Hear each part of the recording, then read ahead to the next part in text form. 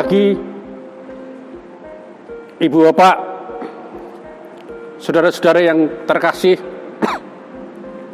Dalam lentera pagi hari ini, di tengah-tengah berkembangnya pandemi gelombang ini, banyak orang yang makin hari makin pesimis, makin galau, sehingga apa yang dilakukan? Orang tidak menggunakan protokol kesehatan karena dia sangat pesimis. Lebih-lebih anak-anak muda tentang masa depannya, sehingga mereka masa bodoh, acuh tak acuh atas kehidupan yang ada pada dirinya. Nah, justru pada saat ini, di tengah-tengah kegalauan, bagaimana kita menghadapinya? Kita akan mendasarkan dengan firman Tuhan yang terdapat di dalam Mazmur 34 ayat yang ke-19. Firman Tuhan demikian, Tuhan itu dekat kepada orang-orang yang patah hati. Ia menyelamatkan orang-orang yang remuk jiwanya. Firman ini mengajak kepada kita. Kenapa banyak orang stres? Akhirnya depresi, akhirnya banyak orang yang bunuh diri. Dan itu dilakukan oleh orang-orang yang berusia produktif. Memang pandemi sudah 3 tahun belum berakhir, dan saat ini Omikron makin berkembang berlipat ganda. Anak-anak yang sekolah bertatap muka dengan penuh kesukaan sekarang harus dipotong lagi 50%. Dan pada hari mendatang kami tidak tahu apakah juga akan dikembalikan ke online.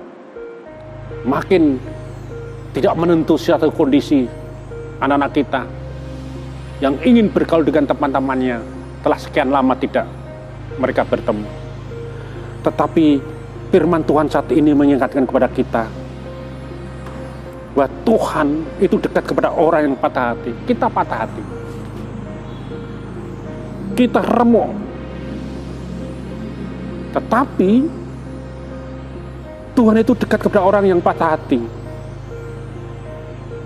dan Ia menyelamatkan orang-orang yang remuk jiwanya. Ia menyelamatkan orang-orang yang remuk jiwanya. Tuhan dekat dengan patah hati, tidak hanya dekat dengan orang patah hati, tapi Dia juga menyelamatkan orang yang patah hati. Bahkan Dia juga menyelamatkan orang-orang yang remuk hatinya. Marilah dalam situasi kondisi saat ini, firman Tuhan ini menjadi pegangan, agar kita tidak jatuh ke dalam pesimis, sehingga kita bisa stres, sehingga kita bisa depresi. Akhirnya apa? Ya, banyak orang yang bunuh diri, orang yang tidak punya harapan. Tapi ingat, Tuhan itu dekat kepada orang-orang yang patah hati. Anda tidak sendirian, kita tidak sendirian. Tuhan dekat kepada kita. Bahkan Tuhan menyelamatkan orang yang remuk jiwanya. Firman Tuhan Yesus, marilah kepadaku orang yang letih, lesu, aku akan memberikan kesentosaan. Amin. Kita berdoa.